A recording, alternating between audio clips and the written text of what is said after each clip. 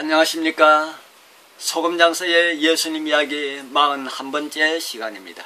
오늘은 마태복음 4장에 기록된 예수님의 시험 두 번째 내용을 가지고 두 번째 유혹이라는 제목으로 함께 영원한 감동의 시간을 가져보려 합니다. 먼저 성경 말씀 읽어드립니다. 마태복음 4장 5절에서 7절에 나오는 말씀입니다. 이에 마귀가 예수를 거룩한 성으로 데려다가 성전 꼭대기에 세우고 이르되 네가 만일 하나님의 아들이거든 뛰어내리라. 기록되었으되 그가 너를 위하여 그의 사자들을 명하시리니 그들이 손으로 너를 받들어 발이 돌에 부딪히지 않게 하리로다 하였느니라. 예수께서 이르시되 또 기록하였으되 주 너희 하나님을 시험하지 말라 하였느니라 하시니, 마귀는 성경을 인용하여 굉장히 그럴듯하게 말할 수가 있습니다. 이 중요한 사실을 여러분들은 절대 잊지 마시기를 바랍니다. 첫 번째 유혹이 배고픔이라는 예수의 약점이 극에 달했을 때에 발생했다면, 두 번째 유혹은 예수님의 최대의 강점, 곧 성경과 하나님의 약속에 대한 그의 지극히 친숙함을 겨냥한 것이었습니다. 그래서 사탄은 시편 91편 11절을 인용하여 명성을 얻고 싶으면 뛰어내리라 그렇게 유혹을 했습니다. 우리에게는 이 유혹이 터무니없어 보일지라도 사탄으로서는 꽤 괜찮은 생각이었습니다. 무엇보다도 유대인들은 메시아가 임했을 때에 그를 알아볼 수 있는 표적을 항상 원했다는 것입니다. 그렇다면 이것이야말로 완벽한 표적이었을 것이라고 할 수가 있을 것입니다.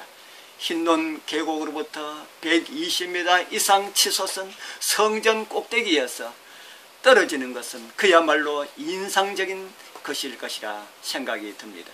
말라기 3장 1절에 이런 말씀이 있습니다. 주가 갑자기 그의 성전에 임하시리니, 이 말씀은 어떤 예언입니까?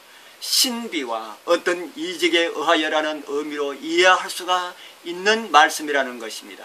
게다가 어떤 랍비들은 왕이신 메시아가 나타날 때에 그가 성전 지붕 위에 서서 나타나실 것이라고 예언한 예언가도 있었습니다. 유대인들에게 성경의 예언이 성취되는 것처럼 대단한 일은 없었습니다. 사람들은 그런 종류의 메시아라면 순순히 따를 것이었습니다. 그들은 극적인 장면을 연출하는 메시아를 원했습니다. 십자가에 매달리시는 것보다 그러한 방법이 오히려 추종자들을 얻는 데 더 쉬운 길이라는 것입니다. 그뿐 아니라 그 결과 또한 즉각적인 일이 될 수도 있다는 것입니다. 하지만 그는 또 한 번 성경을 통해서 사단에게 반박하십니다. 그리고 이번에는 성경 구절로 성경 구절을 맞서셨습니다. 이러한 입장은 사단이 시편 91편에 나 있는 문단을 오용했기 때문에 더더욱 적절한 것이라 하는 것입니다. 영감을 받아 성경을 단순히 이용하는 것만으로 우리에게 충분치 않다는 사실을 그분의 대답에서 우리는 배울 수가 있습니다. 그 인용된 구절들은 특정한 맥락 안에서 그 의미가 정확하게 해석되어야 하고 하나님의 전반적인 특성에도 조화가 되어야 합니다. 맥락과 아무런 상관없이 성경 구절을 인용함으로 사람을 광신도로 만들 수도 있다는 것입니다. 물론 그렇게까지 되지 않은 경우도 있지만 확실한 것은 그런 방식의 인용으로는 사람을 예수님의 추종자로 변화시킬 수 없다는 사실입니다. 예수님이 당하신 두 번째 유혹에서 우리는 삶의 중요한 교훈을 얻을 수가 있습니다. 마귀는 우리를 탈선시키기 위하여 수천 가지 방법을 쓸 수가 있으며 심지어는 성경까지도 사용할 수가 있다는 것입니다. 우리는 이 사실을 유념하고 하나님의 말씀이 울부짖는 사자처럼 우리를 뒤쫓는 사단으로부터 우리를 보호하는 능력이 되도록 신실하게 성경을 읽는 것이 얼마나 중요한지 깨달아야 할 것입니다.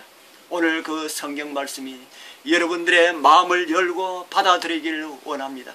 어떤 말씀을 주실지라도 나의 마음에 들지 않는다 할지라도 내가 알고 있는 것과 정반대의 말씀을 하여도 그것이 성경 말씀이라면 나를 버리고 성경을 선택하길 바랍니다. 그렇게 함으로 성경의 인도를 따라서 천국까지 이르게 되는 은혜가 저와 여러분들과 함께하길 축복합니다. 아멘.